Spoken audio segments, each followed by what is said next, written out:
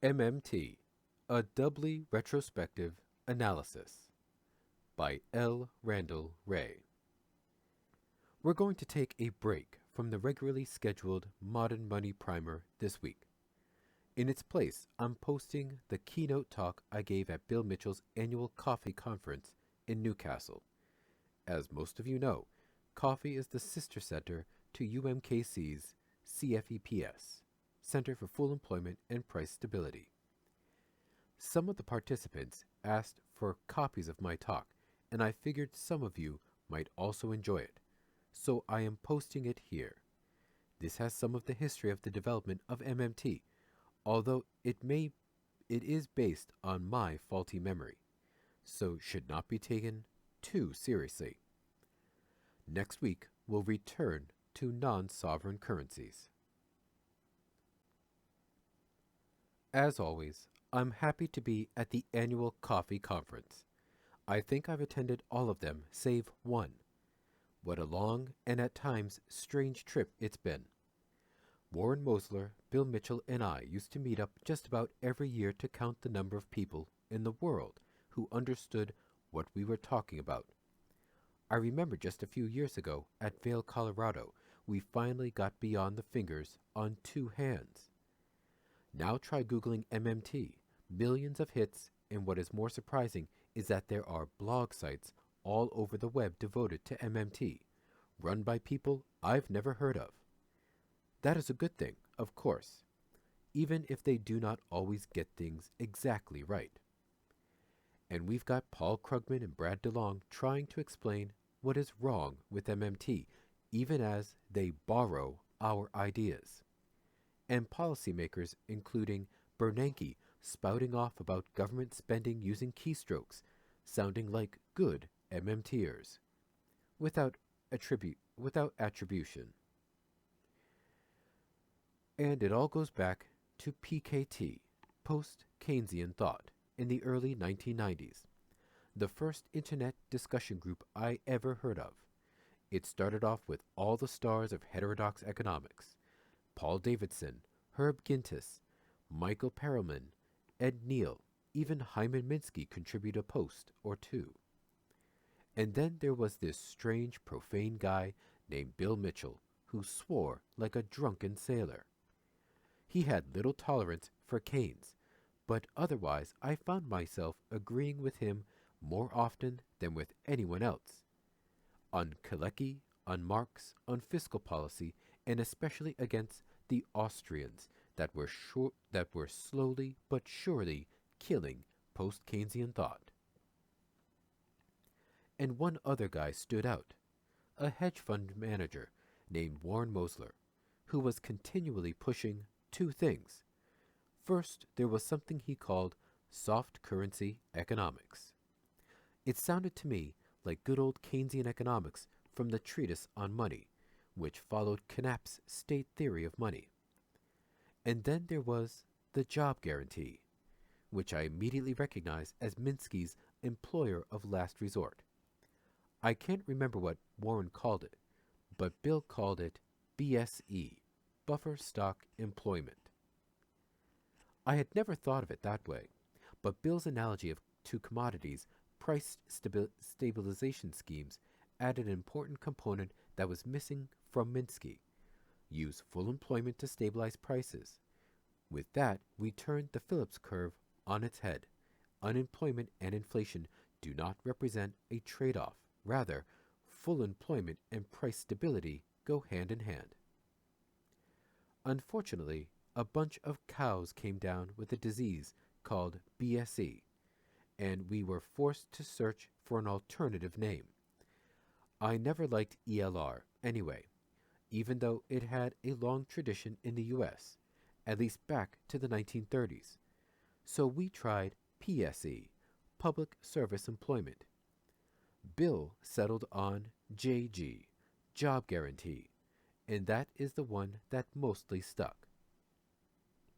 What Warren also added was a much deeper understanding of bank reserves and treasury bonds.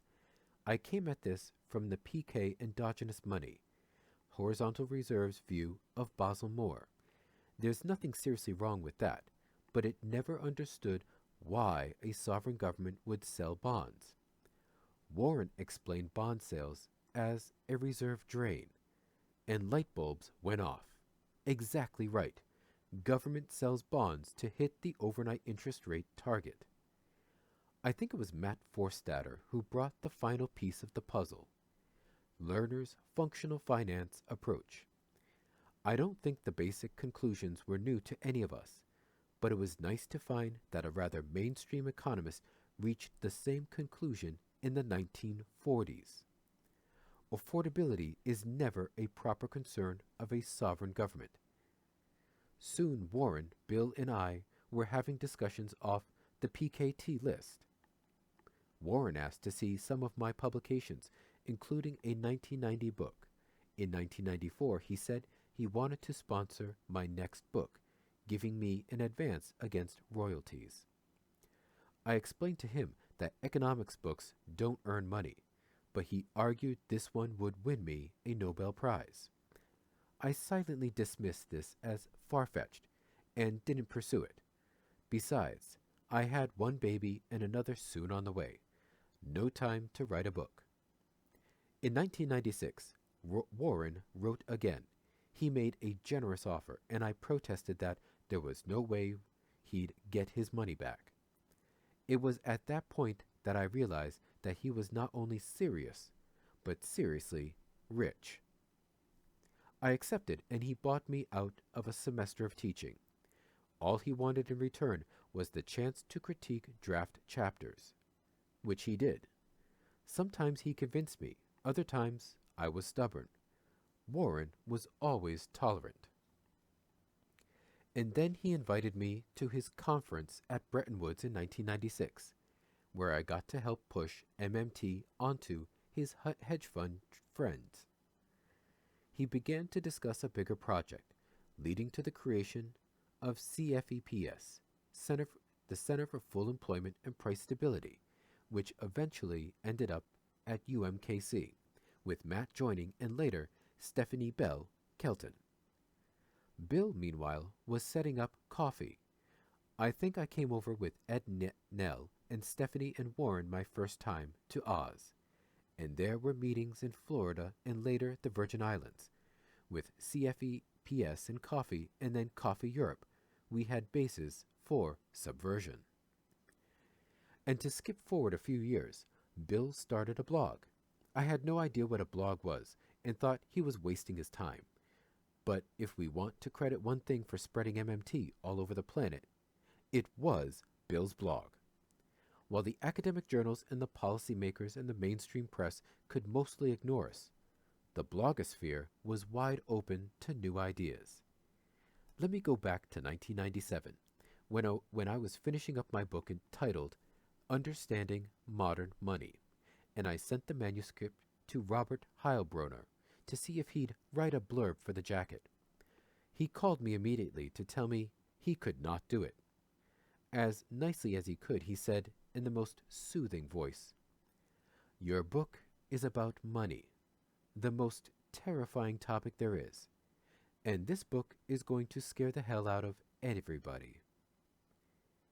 Here we are a decade and a half later, and we're still scaring them. Why? Because nobody wants the truth about money.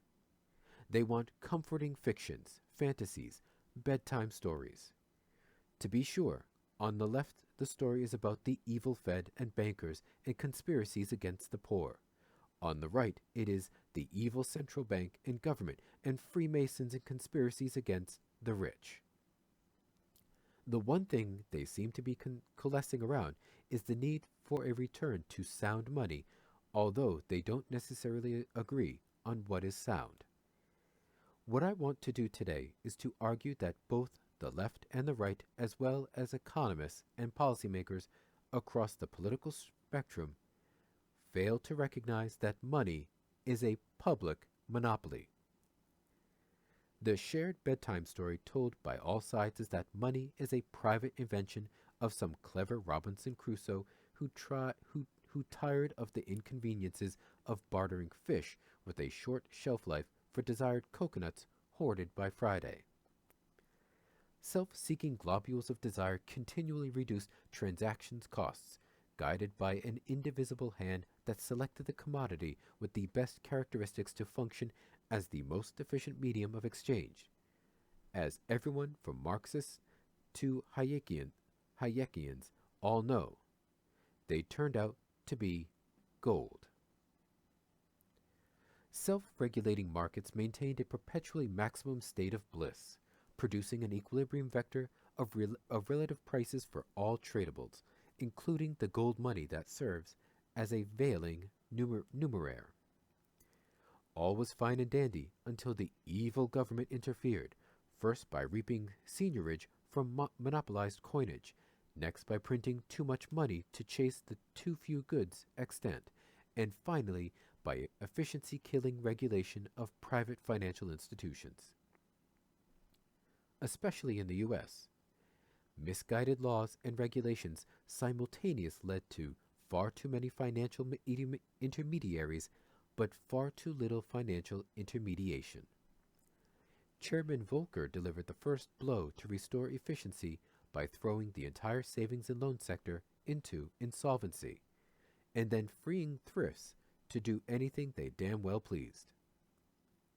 That second blow, deregulation, actually dates to the Nixon years and even before, but it morphed into a self-regulation movement in the 1990s on the unassailable logic that rational, self-interested would restrain that rational self-interest would restrain financial institutions from doing anything foolish. This was all codified in the Basel II Agreement that spread Anglo-Saxon anything-goes financial practices around the globe. The final nail in the coffin would be to tie monetary policymakers' hands to inflation targeting and fiscal policymakers' hands to balance budgets to preserve the value of money. All of this led to the era of Bernanke's Great Moderation, with financial stability and rising wealth to create Bush's ownership society, in which all worthy individuals share in the bounty of self-regulated capitalism. We know how that story turned out. In all important respects, we managed to recreate the exact same conditions in 1929, and history repeated itself with the exact same results. Take John Kenneth Galbraith's The Great Crash. Change the dates and some of the names, and you've got the post-mortem for our current calamity. Why do economists get it so wrong? They misunderstand not only the nature of money, but also the nature of the market. It is commonplace to link neoclassical economics to 18th or 19th century physics with its notions of equilibrium, of a pendulum once disturbed eventually coming to rest. Likewise, an economy subjected to an exogenous shock seeks equilibrium through the stabilizing market forces unleashed by the invisible hand. The metaphor can be applied to virtually every sphere of economics, from micro markets for fish that are traded spot, to macro markets for something called labor, and onto complex financial markets in synthetic CDOs. Guided by invisible hands, supplies balance demands, and all markets clear. Armed with metaphors from physics, the economist has no problem at all extending the analysis across international borders to traded commodities, to what are euphemistically called capital flows, and on to currencies themselves. Certainly, there is a price, somewhere, someplace, somehow, that will balance supply and demand for the stuff we can drop on our feet to break a toe, and onto the mental and physical efforts of our brethren, and finally to notional derivatives that occupy neither time nor space. It all must balance, and if it does not, invisible but powerful forces will accomplish the inevitable. The orthodox economist is sure that if we just get the government out of the way, the market will do the dirty work. Balance.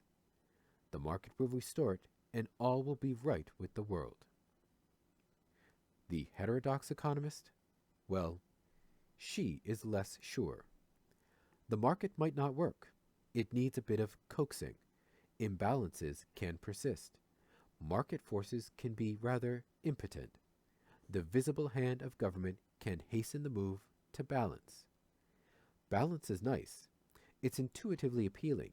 In truth, it was not invented by physics. All cultures view it as natural. It is the universal condition, both in nature and in human society. It reflects an inner yearning for fairness. As Margaret Atwood, Payback, explains, all human and ape societies have recognized the law of reciprocity. You will pay back in this life or the next. There is an innate notion of equivalent values, and therefore of balances. Animals can tell bigger than, and they revolt when they are shorted. Even the rat knows it's not fair. She goes on strike if you try to reduce the reward for running a maze. That violates the rat notion of balance. There is a right way to do things. Failure to follow tradition upsets the balance. Who knows what wrath imbalance might invoke among the gods?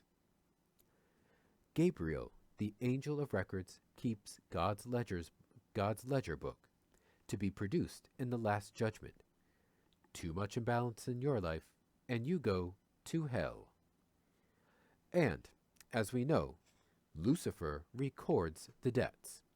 All of the souls he will collect. He'll sell you a good time now, but your soul lies in the balance. You buy now, you pay forever. Sort of like student loans in America.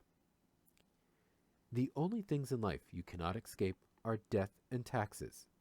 The devil has a lock on both of these. He's the tax collector who calls at death.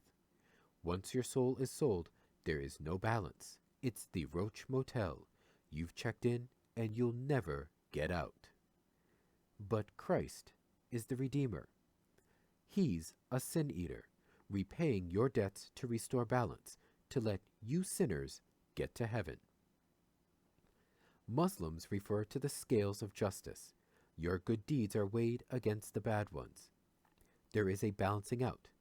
If lucky and good, you might just tip the scales. Much earlier, the god of time was a scribe as well as the god of measurement and engineering.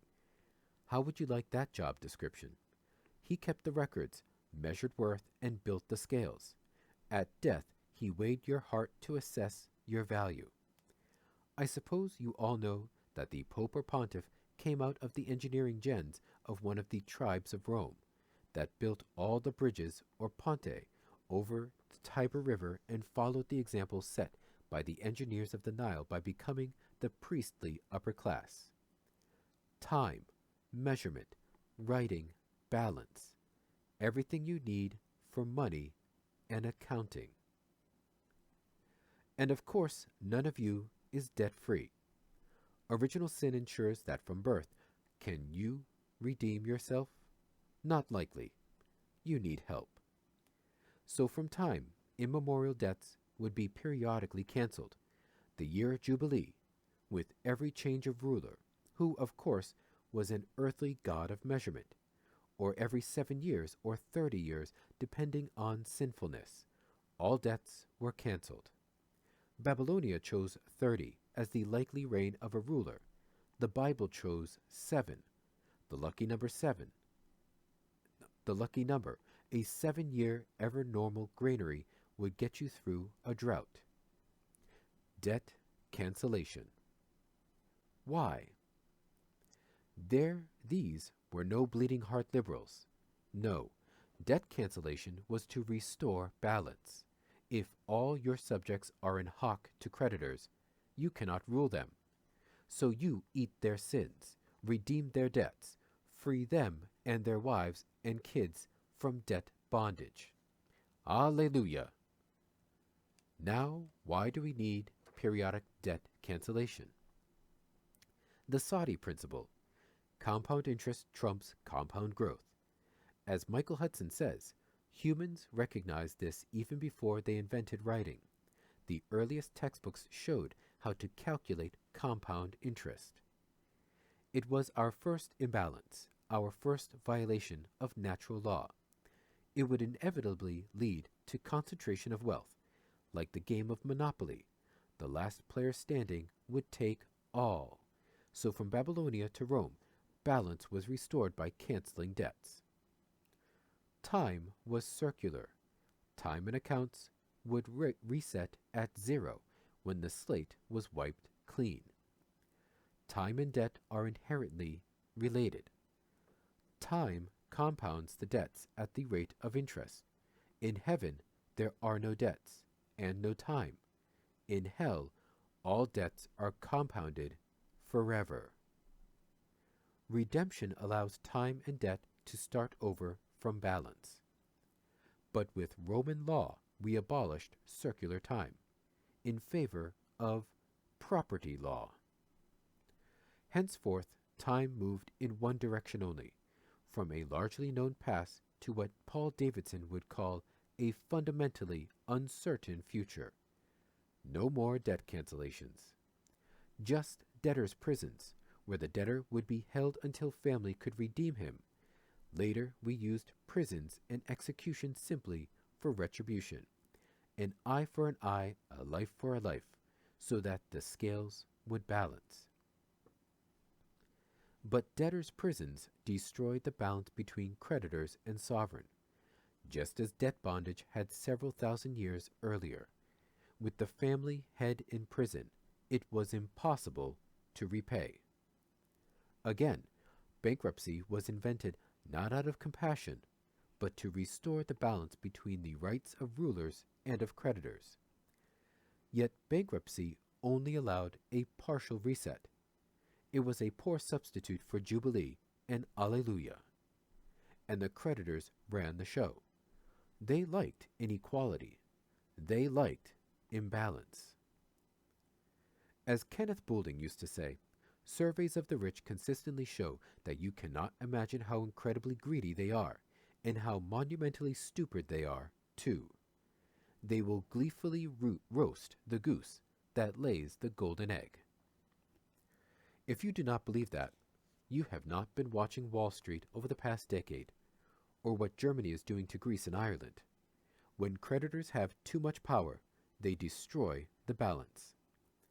So let's bring this to the present, which is to modern money. Credit and debt are two sides of the same coin. Both creditor and debtor are sinful. They balance, exactly. The sinful balance is ensured by double-entry bookkeeping. Redemption frees both creditor and debtor. It results in a different balance, one without sin. Bankruptcy also results in balance, but one that maintains the power of creditor over debtor, at least within the limits of law. But the point is, debts and credits are always in balance. In the private sector, as we always say, inside debts net to zero. Balance. When we include a government, its IOUs are balanced by credits held by the non-government sector.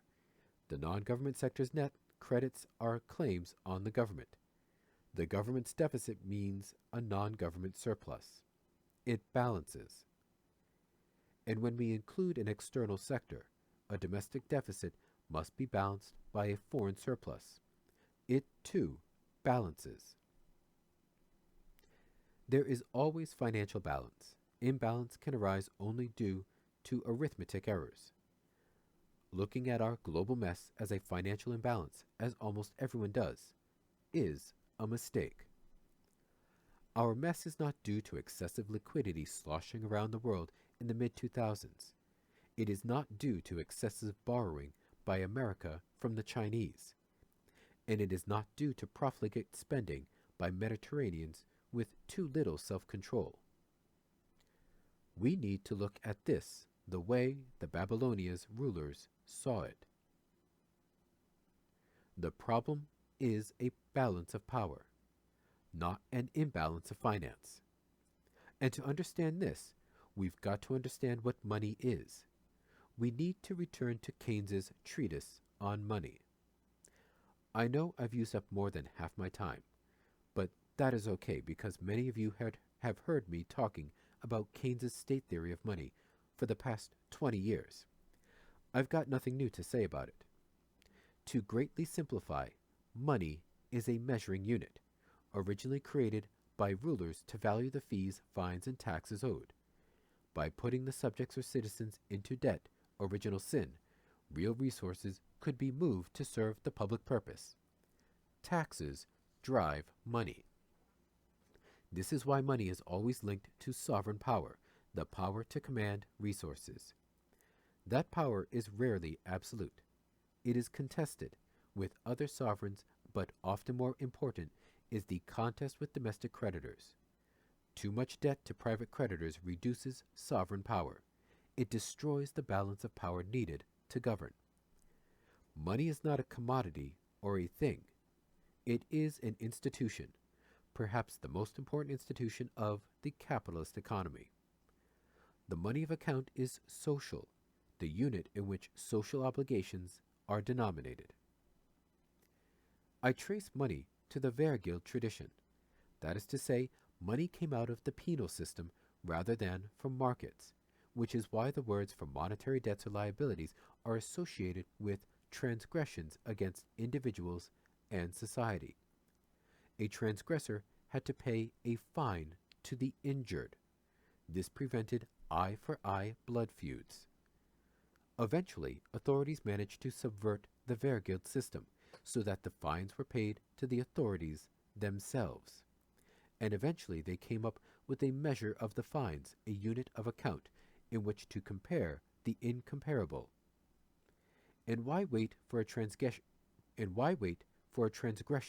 before the authority can collect? Enter original sin. We owe taxes for the mere act of being born. And finally, the authority learned it could issue its own IOUs to purchase what it wanted, while accepting those IOUs in the tax payments. The IOUs, of course, were denominated in the unit of account, money. Only the sovereign can impose tax liabilities to ensure its money things will be accepted. Others can issue money things denominated in the sovereign's money of account, but as they are not sovereign, they cannot impose liabilities to ensure their money things are demanded. But power is always a continuum, and we should not imagine that acceptance of non-sovereign money things is necessarily voluntary. We are admonished to be neither a creditor nor a debtor, but all of us are always simultaneously debtors and creditors. It is hard to avoid being simultaneously a creditor and a debtor of a bank. I'm sure that description fits everyone in this room. Maybe that's what makes us human, or at least cousins of chimpanzees, who apparently keep careful mental records of liabilities and refuse to cooperate with those who don't pay off debts, what is called reciprocal altruism. If I help you to beat chimp A senseless, you had better repay your debt when chimp B attacks me. Our only advance over chimps was the development of writing, so we don't need elephantine memories to keep track of the credits and debits, Money predates markets, and so does government. As Karl Polanyi argued, markets never sprang from the minds of higglers and hagglers, but rather were created by authorities. The monetary system itself was invented to mobilize resources to serve what government perceived to be the public purpose. Of course, it is only in a democracy that the public's purpose and the government's purpose have much chance of alignment. In any case, the point is that we cannot imagine a separation of the economic from the political, and any attempt to separate money from politics is itself political. We can think of money as the currency of taxation, with the money of account denominating one's social liability.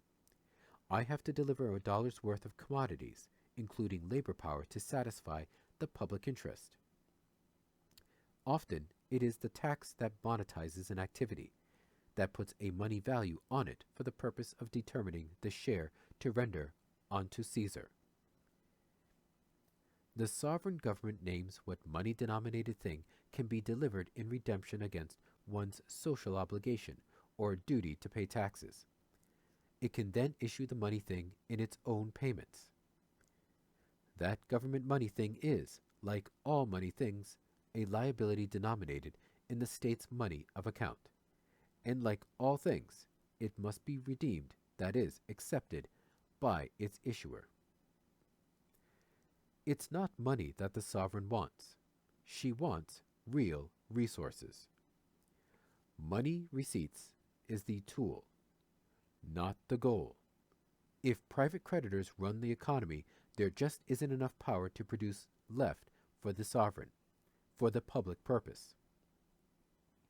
If government emits more in its payments than it redeems in taxes, currency is accumulated by the non-government sector as financial wealth.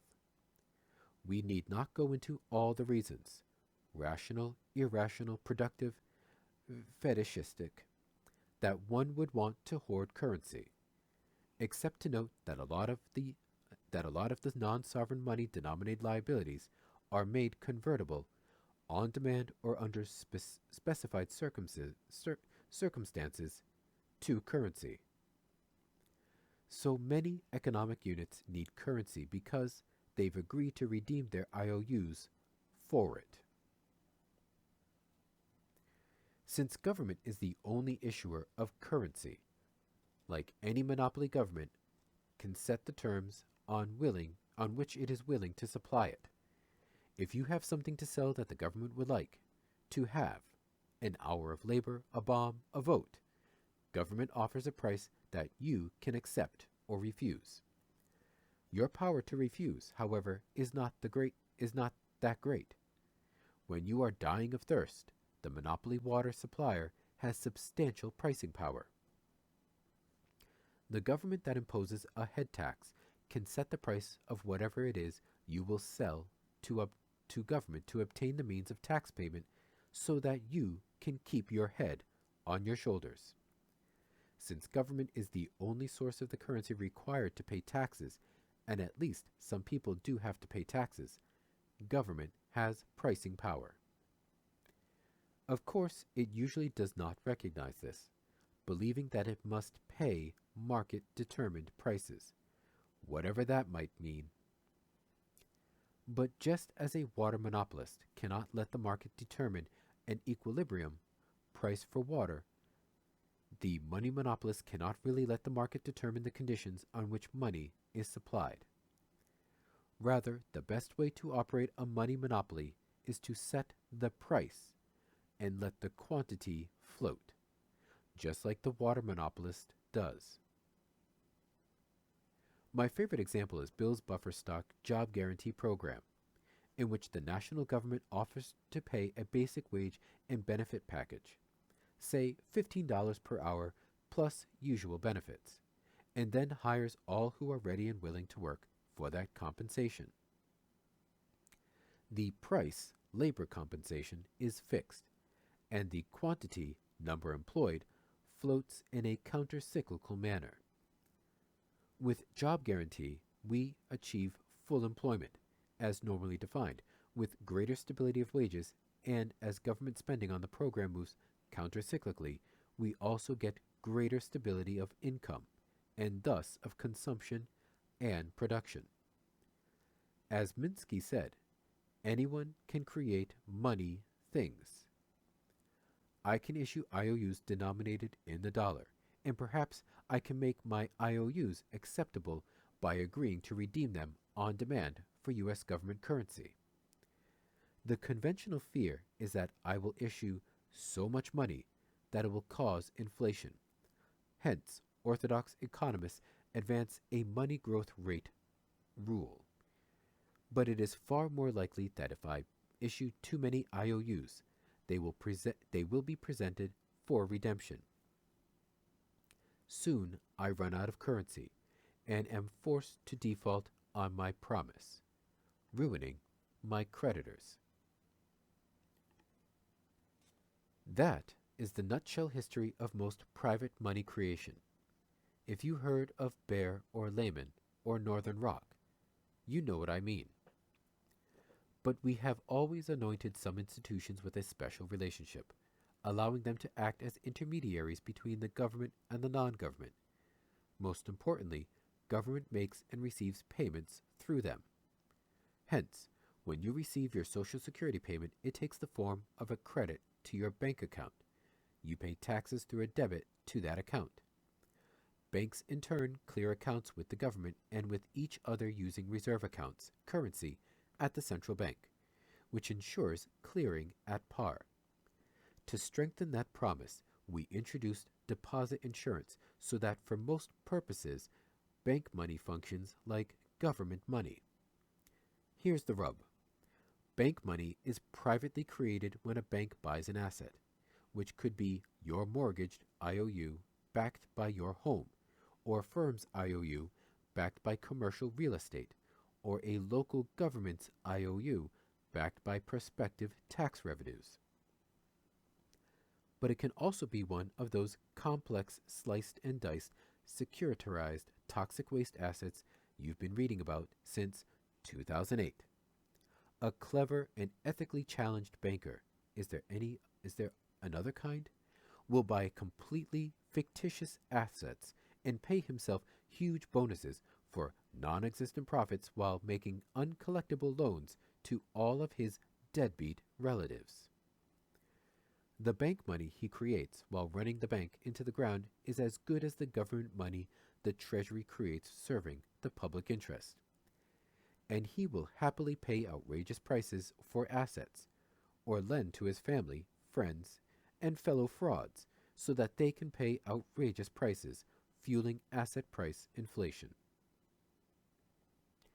This generates nice virtuous cycles in the form of bubbles that attract more money until the inevitable bust.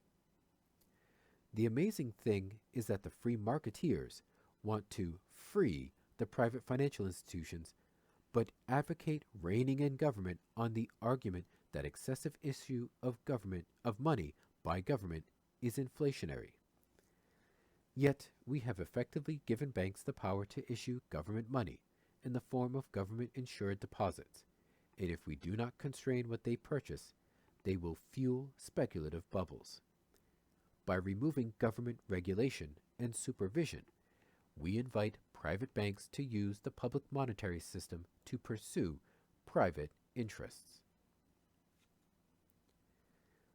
Again, we know how the story ends, and it ain't pretty.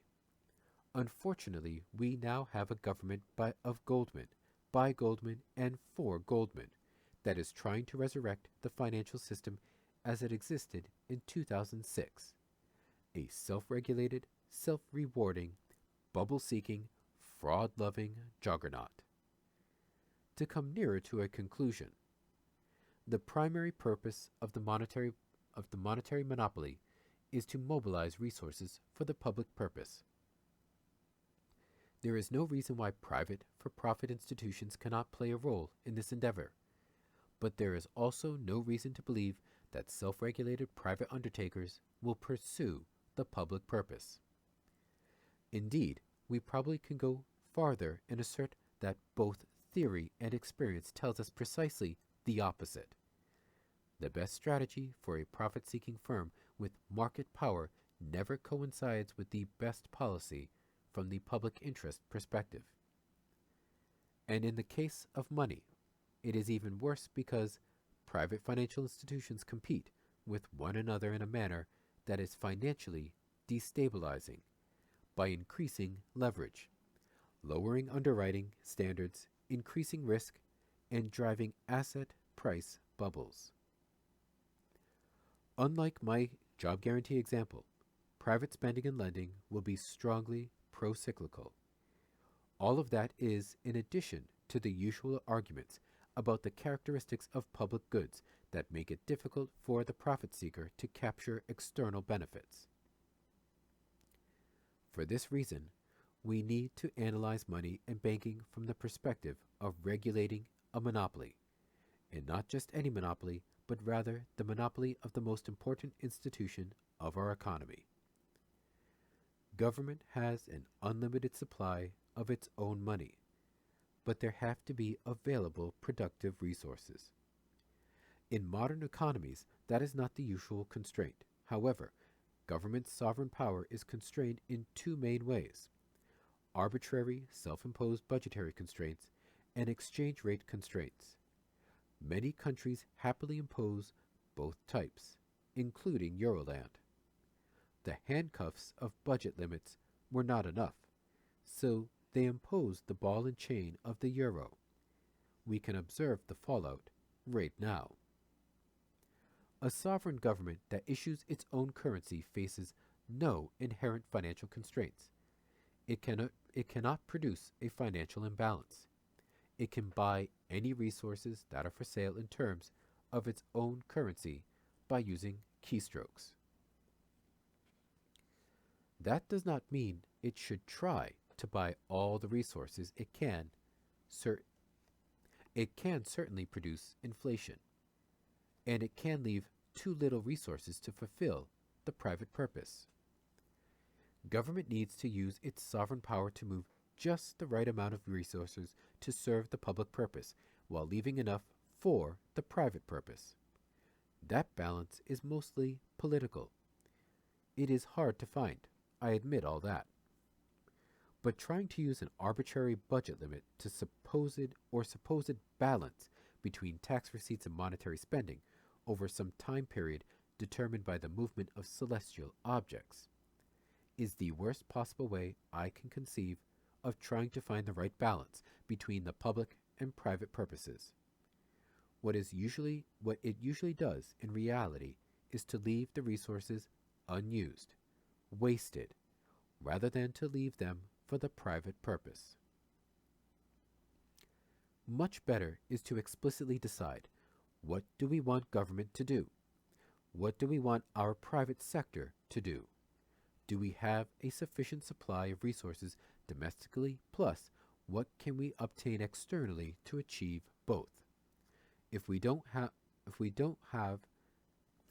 know how, can we expand capacity as needed? If we don't, how can we expand capacity as needed? I'm not necessarily arguing for a planned economy as usually defined, but of course all economies are planned, of necessity. The question is by whom and for whom. Currently, the by and for is Goldman. These are the real issues. They are difficult. They are contentious.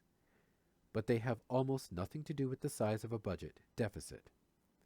It is worse than pointless to set a deficit ratio goal of 3% or 6% and a debt ratio goal of 60%.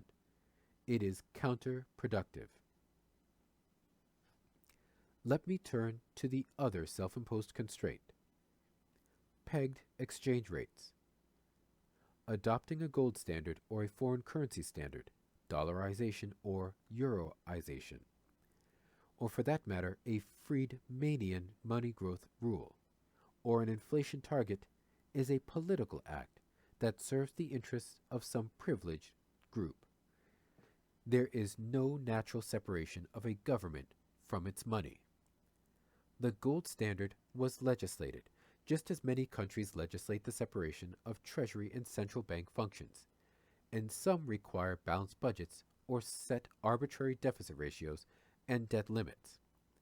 Nothing natural about that. Ditto the myth of the supposed independence of the modern central bank. This is but a smokescreen to hide the fact that monetary policy is run for the benefit of Wall Street and London and Frankfurt and Paris. Wynne Godley taught us about balances, the sectoral balances. If you take a look at U.S. sectoral balances across the three sectors, what do you see? Balance, a mirror image. In normal times, the private sector surplus plus the current account deficit equals the budget deficit. In the abnormal times of private sector deficits, we still saw balance. The government even ran budget surpluses for a few years to maintain the balance.